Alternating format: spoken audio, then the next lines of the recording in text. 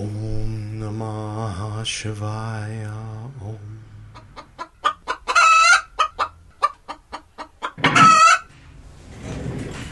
Welcome back.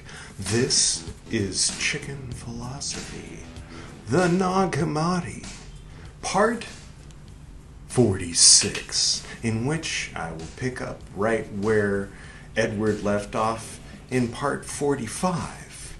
All right. So if this is your first time and you would like to start at the beginning of the Nag Hammadi playlist, then you can click right there. If nothing appeared, hello fellow Mac user, the new Safari update got rid of the corner link phenomenon. So you know how it is, these guys. I think I've talked about this before. Maybe not on Chicken Philosophy. Doesn't matter. There's a few other things going on. You might have noticed that this is, 12:07 by now? And if you were paying close attention, you might have noticed that last time, this one, when Gwydion did the red and, he did the red and black, now we're doing the yellow and purple, you know. If you didn't see the square, click here. Maximize the screen. What was I talking about? It doesn't really matter. Not all that much. Oh, yeah. So the stuff that was in between, of course, is going to be the end screen. 12:05 and 12:06 were respectively the Platform Sutra, which in 45 minutes or so you'll see up here, and you can click that if you want to hear the Platform Sutra on Buddhist Books Podcast. And then down here was the Chicken Philosophy B-Sides, Team of Rivals, this book right here, if you're into that. The good news is very little of it was actually reading this. Most of it was just me talking. And I also read from The New World Empire and the Interdimensional Coffee House, this one right here. Let's just pop that up here. So the thing with the B-sides, no editing. So like early on in Chicken Philosophy, there was a rule no editing because I was already doing so much editing on Buddhist Books Podcast that Chicken Philosophy was going to be like a break for me for editing. So that's what B-sides is in 2026. B-sides Buddhist books and B-sides. There's one for each. Doesn't matter. Anyway, here's Buddhist Books B-sides. So you can check that out. And the other two links will be at the end screen. Okay, enough about these things. So we're going to do a little bit of like symbolism, I guess, where I was thinking, you know, like there's sometimes I find myself expressing in a heartfelt way. Like, for example, this is the, we announced it last time on the Carl Jung, but if you're not following the Carl Jung, we finally named this cycle of 15. This is a cycle of 15, so as you can see, we're in the second of the third quinary. Anyway, so this, in a similar way, see how there's a Hindu temple up front, and there's the old Portuguese Catholic one behind. So I'm going to take this Vedika brand and see there's the Himalayas in the distance. Water that's actually not, it hasn't been for a long time, but it's filtered tap water from Goa, India, inside a bottle that says Vedika. And I'm going to put that inside the chalice of Christ, the Holy Grail. There are some who call me, cheers. Sanguis Christi. I don't know. It's water. It's the blood of the earth, right? And the earth is the body of God. False. The physical universe is the body of God. But if you're being old-fashioned about it, yeah, the world, the ground beneath your feet. It's good. It's the closest asteroid there is to connect to vibe with the denser aspects of the physical universe. Anyway, so that's the water, and the incense for today is my favorite, Tibetan incense. And oh my god, this one isn't even opened. Should I open it? I think I should. I've already built it up so much.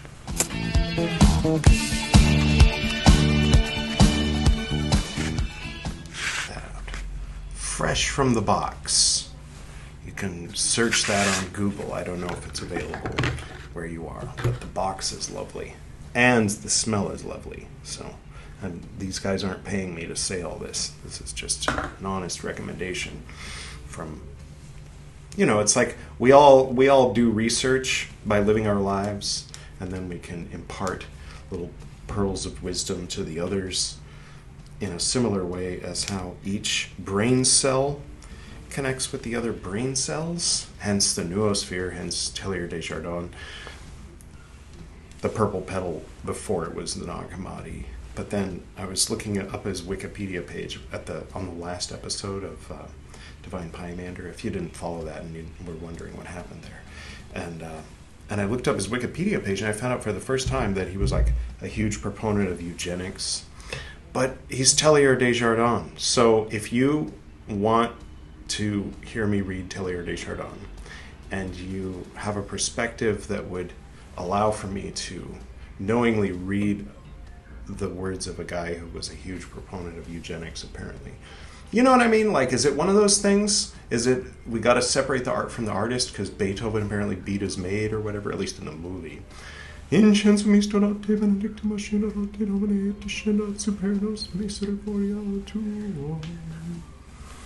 So that's the vibe. Can you hear the neighbor yelling at her dogs? Is this very loud? Because I'm like leaning toward the microphone to try to put the incense in. And then I'll just put this right here. Okay, so the next thing we're going to do is read the Philokalia. So normally on the Nag Hammadi purple petal these days, we're reading Gnosticism, and some people consider the Acts of Thomas to be a Gnostic thing, but I think they're coming largely from ignorance. But we'll see. I think he even referred to it as being considered a Gnostic text. But if it's considered Orthodox by the Syriac Orthodox, but not by the Greek Orthodox or by the Romans or by the Protestants, like one of the Orthodox churches, like, are you saying, like, is it implied that, oh yeah, but those Syriac Orthodox, like, pff, yeah, like if that's the assumption, then okay. But if you are Syriac Orthodox, it's not Gnostic, you know? It would be absurd to say it was Gnostic. But the Gospel of Thomas might be Gnostic, but the Acts of Thomas, I don't know, we'll see. But regardless, we used to have this whole thing going with the spectrum between Gnostic and Orthodox, and that whole explanation about where everything lands in it. And so we took the most Orthodox thing in my bookshelf, which is the Philokalia. It's like Orthodox and it's Orthodox because the Gnostics call everybody that isn't Gnostic Orthodox, and the Orthodox, and everybody else considers Orthodox to be referring to the Eastern Rite of the old church. So on the left side here, it says, I think we get a threefer. That's interesting. So here we go. You ready for all this? Our featured saint for the day is Saint Hastichios the priest. And that's what he looks like. I don't know what he looks like. I haven't seen him. But Editor Edward chose one of the icons, surely. 9. Moral judgment has the salutary and practical aim of aiding us in our spiritual warfare.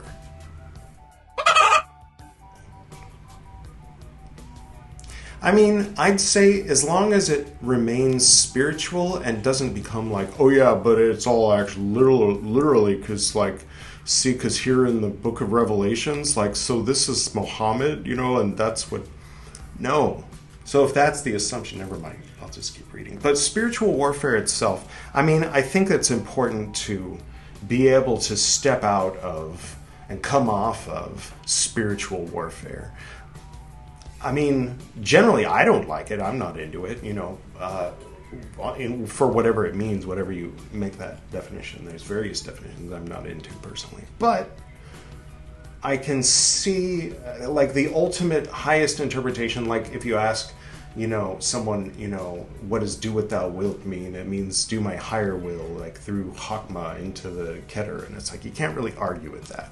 And you can't really argue with, I mean, if somebody chooses to live in a dualistic universe where they identify half of it, it's like that that machine in the spa that Rick and Morty go to where it removes their toxicity. Like, what do you consider toxicity? Okay, well, that's the evil stuff of matter, and the spirit of goodness is everything else. So it's a war. Like, okay, you can play that. That sounds like one of the 4 exercises of the tantric. You know what I mean? It's an option. You can approach it that way, but I think it's important to be able to come off it most of the time, I'd say, which is where I'd probably disagree with whoever's writing this. This is not morbid self-flagellation. Parentheses, metaphorical or real, and parentheses, all right, I feel the author of the commentary of the Theocalia reaching out toward a skeptic like me. Rather, it is analogous to the complete physical examination performed by a physician upon a patient. Okay, so that's very clever, because if you identify the diseases, viruses, and various conditions that you would... Yeah, so if you define life itself is good, which is arguable, especially when you're talking about humans, especially depending on your tax bracket. No, I'm just fucking with you. No, you're all precious flowers, you know. What am I talking about? Doesn't matter. So that was the commentary, but what this dude actually said was 3 things. Thing number 1. Just as someone in the midst of a crowd, holding a mirror and looking at it, sees not only his own face, but also the faces of those looking in the mirror with him, so someone who looks into his own heart sees in it not only his own state, but also the black faces of the demons. Yeah, all right. Yeah, I mean, okay, that sounds like something Carl Jung would read and say, yes, you know what I mean? But again, like, the dualism, I think, should be optional. Like, I think you can get into a dualistic, like I've said before. If you've got a good metaphor that works for you, some set of symbols that works for you, that, like, everything, if it works, it works. If it's harmonious, it's harmonious. If it's not something that's stifling you, or it's, you know, I mean, if it's self-limiting, it's one of those things, like if somebody, like, well, what I really want to do is murder people, and it's like, okay, well, maybe some self-limiting beliefs might be good for you, you know, like, but I think for most of us, you know what I mean? Like, I'll keep reading. The next thing he said was, the task of moral judgment is always to prompt the soul's incisive power to engage in inner warfare, and to make us self-critical. You know what I mean? Like, okay, well, evil is things that want to kill you, and the doctor removes that. So the doctor is the priest, and the evil is the... Until you start, well, what's the list? Well, definitely don't eat lobster, and let me talk to you about mixing fabrics. And, okay. All right, don't go on. I don't want to know. Yeah, no. That's something else. That's a different thing. The task of wisdom is to prompt the intelligence to strict watchfulness, constancy, and spiritual contemplation. The task of righteousness. Hail the son of righteousness. Thank you, Gwydion. But your day is not today. It's BT's day. Yellow and purple, not red and purple. That's something else. Never mind. That's the beginning of that's the second and the first quinary. Just getting everybody on board with the schedule. Like, yeah, it's a little complicated, but it makes sense, especially if you think of it in colors. And hey, that's a way that you can organize your own shit if you want to. It's sort of a Virgo thing.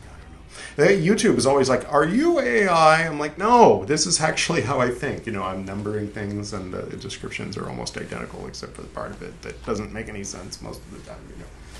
The task of righteousness is to direct the appetitive aspect of the soul toward holiness and toward God.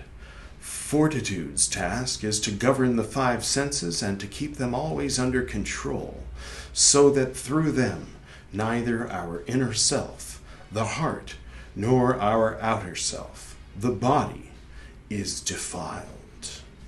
Saint Hisio, yeah, no, it's the same guy. Okay, so a few things I just felt like sharing, like some of the thoughts that came to mind as I was reading that. Is that the Tree of Life, the green one, the idea, I mean, an idea, that I'm not saying that this is like, it's a metaphor. I'm using the Tree of Life. The Tree of Life isn't using me. The Dharma wheel in Soviet Russia, Dharma wheel turns you. That's this episode of Buddhist books. Anyway, intellect is invisibly interlocked in wait, no, I was saying something, wasn't I? Yeah, the green one receives from the yellow one. So the green one, the idea is that it should be looking at it like a flower looks at the sun, receiving its light. But if you accidentally or on purpose redirect the green one in you to one particular manifestation of one particular form floating around in the astral plane, which is somewhere between the bottom two, then you got it fucked up. So there is some truth when the cult leader tells you that, be careful, because when you get up into philosophists, you're gonna be tempted to direct your desire energy towards something in the world, and instead of doing your fucking homework and getting up to portal. And so keep your green focused on the yellow, not on the brown and olive and russet and citrine and all that. And then anyway, then from there you can choose to be like, yeah, but wouldn't it be better if I learned the hard way for a few decades? Like, okay, you can take the tantric path or the ascetic path. It's up to you. The ascetic path can be a little harder because you have more shadow issues and that can go unnoticed, where the shadow issues end up coming into view if you take the other path. I don't know. I'm just talking out my butt. Intellect, this is Saint Hest, what's his name again? Intellect is invisibly interlocked in battle with intellect. The demonic intellect with our own. So from the depths of the heart, we must at each instant call on Christ to drive the demonic intellect away from us, and in his compassion, give us the victory. Jai, what? No, it's Jai. It made me think of Jai. I don't know if they're related. I think it's more like Viva. So that was thank you, Orthodoxy. And then we're gonna not read Nag Hammadi, of course. We're reading the Acts of Thomas. If you want to start at the beginning of the Acts of Thomas, it's 44 in the playlist that I pointed to earlier, so it won't pop up twice. So next we read one paragraph. We're reading these paragraphs consecutively. Living Gnosis by Tao Te Ching. In the Gospel of St. Thomas, we're going to reread. We've read this before. I mean, maybe it'll be a slightly different translation, but it's only a paragraph, so we'll see what he says about the paragraph, as well as revisiting the paragraph. In the Gospel of St. Thomas, from the Nag Hammadi, which itself claims to represent secret sayings of the teacher, we find an excellent example. Jesus said to his disciples, quote, "Compare me to someone and tell me who I am like." End quote. St. Peter said to him, quote, "You are like a righteous angel." End quote. Matthew told him, quote, "You are like a I don't know what their voices sound like. I don't know. You are like you are like a wise philosopher."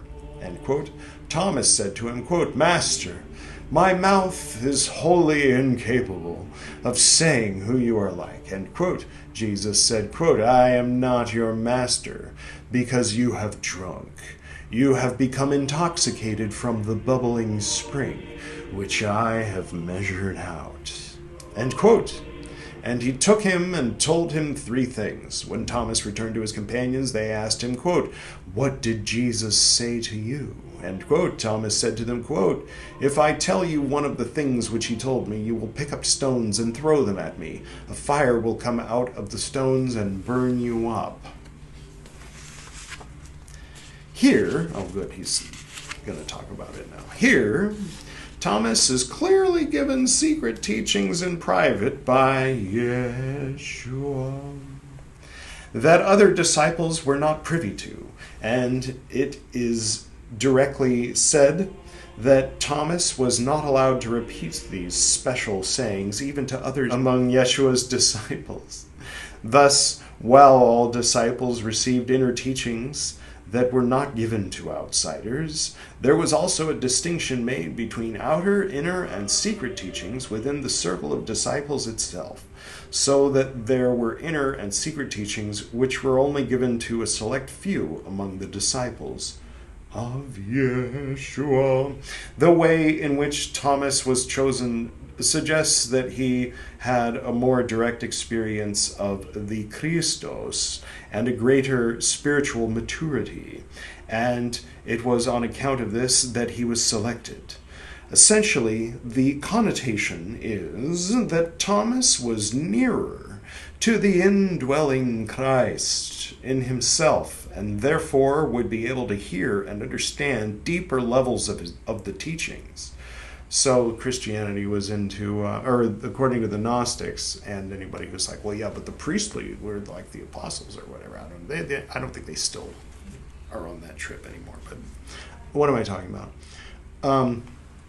Yeah, it's all about skillful means and masters and servants, but you find that here and there, you know. Always, it is a question of what a given person will be able to look and see for himself or herself. Okay. And and herself. It's just sort of written in a funny way. There's a dash, right? Anyway, and what a person can hear and understand in the context of his or her own experience. Okay. Fair enough. I don't know. Then it's just a matter of, again, with the Tree of Life, is it a particular form of a particular manifestation of a particular idea floating around in the astral plane that you've got everything oriented toward? Or is it actually Yeshua? That's the question. Is it someone in a robe, telling you what Yeshua says? Or is it just the Holy Spirit talking to you directly, right? Oh shit, I'm channeling Martin Luther. Hopefully it won't have any negative consequences. Next, we read a little more of the Acts of Thomas. That's the main event. Those were the appetizers. And now we've got the entree. Any attempt to... So this is still this guy, the commentator, the translator, introducing it. Any attempt to reconstruct St. Thomas's journey into India is distorted by the various layers of legend and tradition. However, cutting back these traditions, we are left with a skeleton of events that grants us some potential insight into the man. Firstly, we know that St. Thomas was initially active in Syria, Mesopotamia, and Armenia.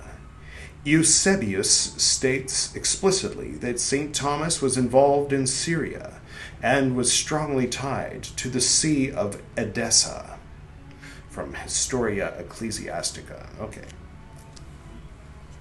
Respective churches in these regions recount his presence and at times claim that he is the originator of their see. I mean, I've heard of the Holy See talking about the Vatican, but of their see as being different from that's interesting. Editor, could you put some kind of definition that isn't just a Catholic definition above my head of see in the context that it's being used here?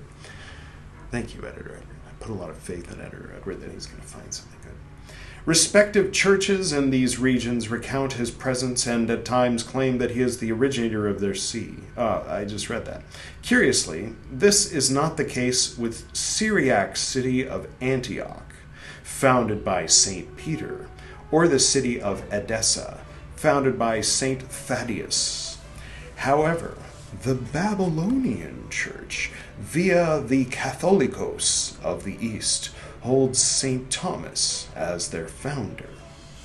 Yet his presence in their accounts stops suddenly around the year 50 AD. He likely attended the Council of Jerusalem in the year 50 AD, which is mentioned in Acts 15. Does that mean Acts 15 or Acts of Thomas 15? While not mentioned directly, we can assume that he was among the, quote, pillars of the church, end quote. Following this, a different account of his activity develops as the Indian churches mentioned all claim to be founded by St. Thomas between 52 and 54 AD. End sentence. There is no claim of activity in India prior to this point, between 32 and 52. Okay.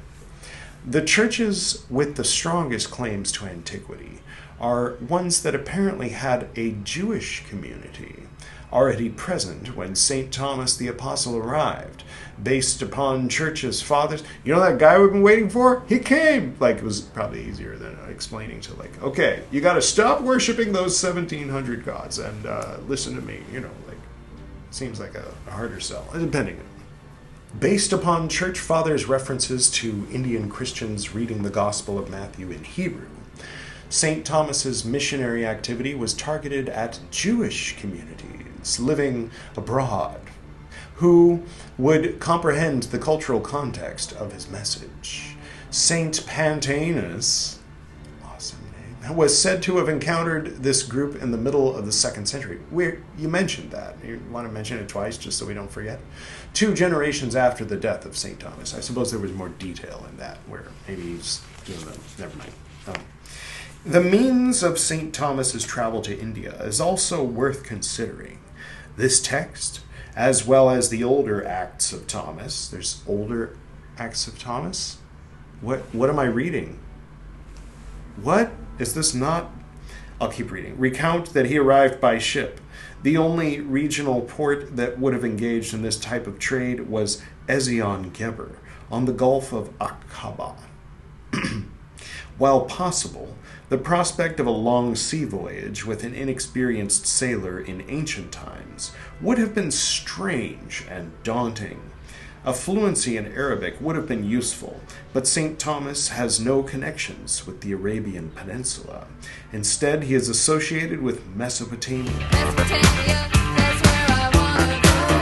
There's a lot of ruins in Mesopotamia.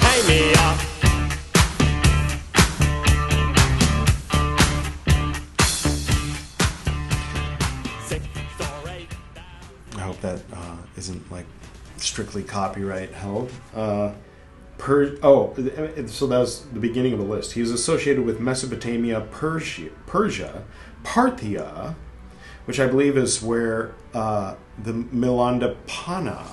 We're reading that on Buddhist Books B-Sides. If nothing appeared, that's because we haven't gotten to that episode yet. That's next on Buddhist Books Podcast, is the Milandapana. So I'll put that link there in the future. But it's the story of the Greek king of Parthia, I think, right? Because he was ruling a region that sounds a lot like Parthia at the time that it was called Parthia, so I assume. I'll keep reading.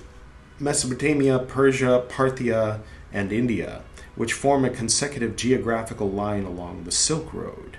Given the utility of the Aramaic language to trade, it would have been far more reasonable for St. Thomas to take a land route to India, passing through the other territories along the way. Okay, so the story of him coming on a boat might be myth. Okay, that's interesting. These Persian churches are now largely forgotten, making it impossible to investigate their surviving traditions. Now, if someone came in and said, hey, you remember that guy who came with that God and that religion? You remember Abraham with the weird shit with the cutting off the pee-pee and all that? Okay. So keep all of that in mind. Nice to meet you. Now you got to go on a pilgrimage. And we got to go on a pilgrimage. Yeah. Okay. We'll do that. That's what happened to Persian Christianity. All right. Never mind. Let's keep reading. However, they are known to have been present Tertullian of Carthage makes note of the Bactrian church in the early 3rd century. Can we replace that with a crescent? Yeah, that'd be great. Okay, cool. Never mind. That's the top of the dome-shaped churches. Mar John, Bishop of India, took place in the Council of Nicaea. Took place in what? Mar John, Bishop of India, took place in the Council of Nicaea. I think he meant to say took part, or maybe took place means he was one of the representatives or whatever. In the Council of Nicaea in 325 AD, and the Church of the East notes an Afrid bishop of Sakistan, or Afghanistan, at the Synod of Markabta of the Arabs in 424 AD. Yet the presence of Christians in these regions appears sparse. The references to St. Thomas in the Indo-Parthian kingdom appear ancient, but contain little useful historical information. Okay, I just have to, just real quick. Parthi. Okay. That's off my chest, though. If I have a link left, that's what that was. In all likelihood, he encountered pushback from civil authorities for encouraging women to maintain their autonomy and marital chastity, a common cause of strife for Christian missionaries. Whatever Christian community established on the Indus was apparently minor, and St. Thomas's activities drew him further to the south. Our knowledge of St. Thomas's second trip to India is entirely based upon the oral traditions of the Nazranis themselves. The songs composed about St. Thomas in Kerala. On the other hand, maybe the fact that he didn't speak fluent Arabic might have explained why he was in a rickety old, that makes the story sound more believable, though, actually. I mean, but yeah, the fact that he had a connection in all those other countries means he probably went there first. In Kerala are quite intriguing. Let me start at the beginning of that sentence again. The songs composed about St. Thomas in Kerala are quite intriguing, as they structurally resemble Syriac and Jewish musical styles. Moreover, the songs of St. Thomas have no contemporary naysayers. Okay. That is to say, there is no tradition of any polemics of contemporaries complaining that these songs introduce novel information. If there was any fabrication, it would be noted by opponents of the St. Thomas community, as well as community members who wish to maintain the authenticity of their tradition. I think it's safe to say that a bunch of people can sing a song without anybody caring, especially if it's in another language. The local people who aren't into it aren't going to take the time to look up what it means, let alone actively disagree with it. So I think it could go either way. It doesn't really prove anything, in my mind. That being said, the Nazrani songs are certainly ancient, but it is impossible to determine their exact chronology. While the legend of the 7 churches is very popular, it both contains sites that are too young to be associated with St. Thomas and neglects other sites where he is alleged to have been. One of these sites is in the city of Kalyan near the Arabian Sea, or the Indian Ocean. It's right over there. That's when I go to the beach. You've seen this is me at the beach, within the past few days. That's the Arabian Sea. All right. Anyway, so Kerala is just south of here. Which way is south? That way is east. South. Right. I think so. The Church of the East held a historic see, S-E-E, at Kalyan throughout much of the medieval period. Much like its counterparts to the south, it was established for trade, with a small Jewish population already present in the 1st century AD. We know of its presence as early as 545 AD, when Cosmas Indicopleutes noted the installation of a Nestorian bishop there. Christian Topography 118-119. Unfortunately, no known specifics of this tradition have survived. From here, St. Thomas is said to have moved south along the coast to Kerala, where the tradition of his presence does survive in the account of the churches in that region. What is particularly strange is that the legends of St. Thomas are committed to memory not only by the Nazrani community, but also by local Hindu families, which claim no association with the church or with Christianity. For the latter, perhaps the absence of a secondary gain is a substantial favor in the authenticity of their traditions. So what is particularly strange? He's talking in present time in the year 2000 about how the Hindus in Kerala don't seem to disagree with the idea that Thomas came and established those churches. Okay, but for the latter, perhaps the absence of a secondary gain is a substantial factor. Like, everyone agrees the Portuguese came and just murdered people, but like the local Hindus are like, oh yeah, that's Thomas. He came right a long time ago, they say. Okay. However, this does not constitute evidence, merely probability and credulity. Among the Nair families who recount the presence of St. Thomas in India are those who speak of the household deity Thondachan. This deity is given a perverse place. It is not kept in any Hindu temple, nor is it permitted in the household of Nair families. What? The local deities Chamuni, Vishnu Murthy, Potan, Rakteshwari, and Bhagavati all hold places of prominence locally, far more than Thondachan.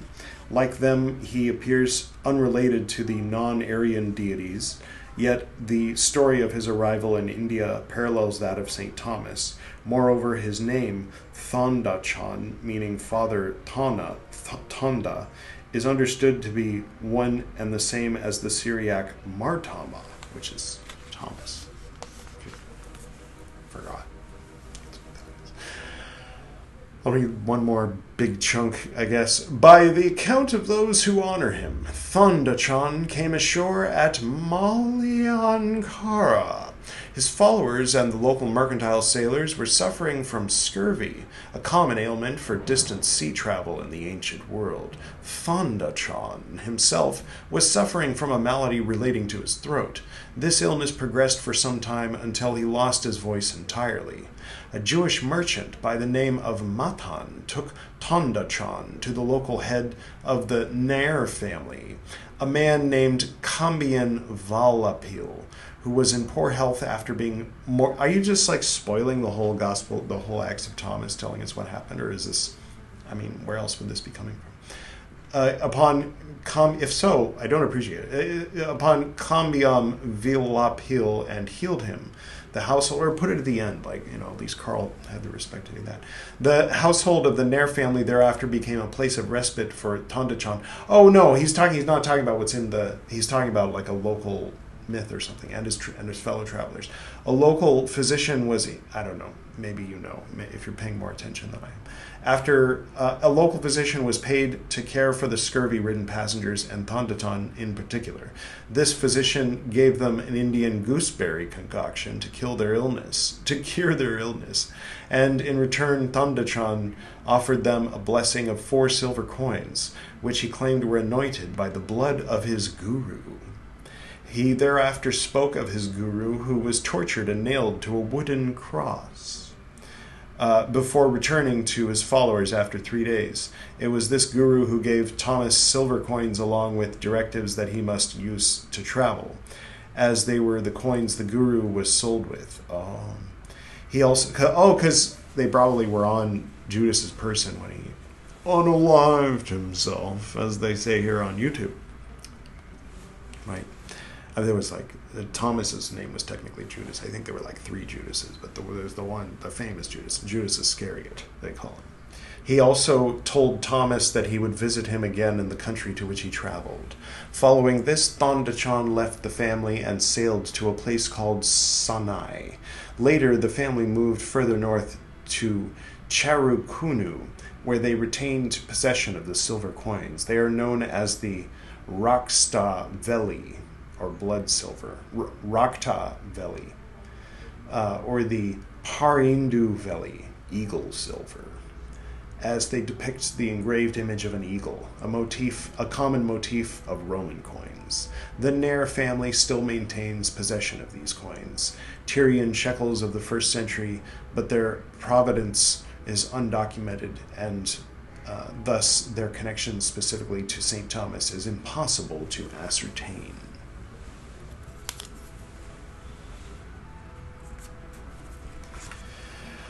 All right, there's just this much left, and then this page here, and then the Acts of Thomas begins. So we'll finish reading the introduction today as a favor to Gwydion, who will be doing part, what are we up to? He'll be doing part 47. It's written down there, it's just haven't worked out. The most salient oral account of the activity of St. Thomas the Apostle in India is that of the Ramban Patu Kal, an account which claims to be composed by his disciple, the Archdeacon Ramban. Its 448 lines describe the movements and activities of St. Thomas throughout southern India. He is described as being a cousin of Christ, who came to Kerala. Oh, here they say cousin brother sometimes when they mean, yeah, well, it's like we're cousins or whatever, but they say cousin brother. Sometimes they'll just say my brother, but it's like they're cousins. So, brother of Christ might just be cousin of Christ. Maybe, if back then in that region it was anything like it is today in some places. He is described as being a cousin of Christ who came to Kerala in the year 50 AD, journeying to Mylapore, which is probably what they called, I don't know what that is, Mylapore. And what is that today? Thank you, editor. And then briefly to China, interacting with various petty kings along the way. It grants specific dates for the founding of local churches and notes the salient figures of the early Indian church, such as Kepha, or Kephas, son-in-law of Andrew, and the priests Thomas and Simon. The account also includes various references to the Jewish communities present in the region, which is to be expected for the period. However, the number of those baptized appears suspiciously high, if not outright hyperbolic. You ever heard of the Life and Liberation of Padmasambhava? I think I've used more than 5 of them. So that was supposed to be Yeshe Tsogyal's account of when Padmasambhava came by to establish Buddhism in Tibet. I mean, Vajrayana Buddhism in Tibet. They already had Mahayana. Additionally, the account reports Brahmins in the region baptized by St. Thomas, an anachronism for the period. Unlike other traditions of Thomas, it gives more detail to his martyrdom, wherein he was confronted by acolytes of the goddess Kali, whom St. Thomas refused to worship. The confrontation became increasingly hostile and resulted in St. Thomas being speared through the chest. Shortly before dying, he was recovered by his followers, whom he instructed to continue his work. Well, all I gotta say to that is the following.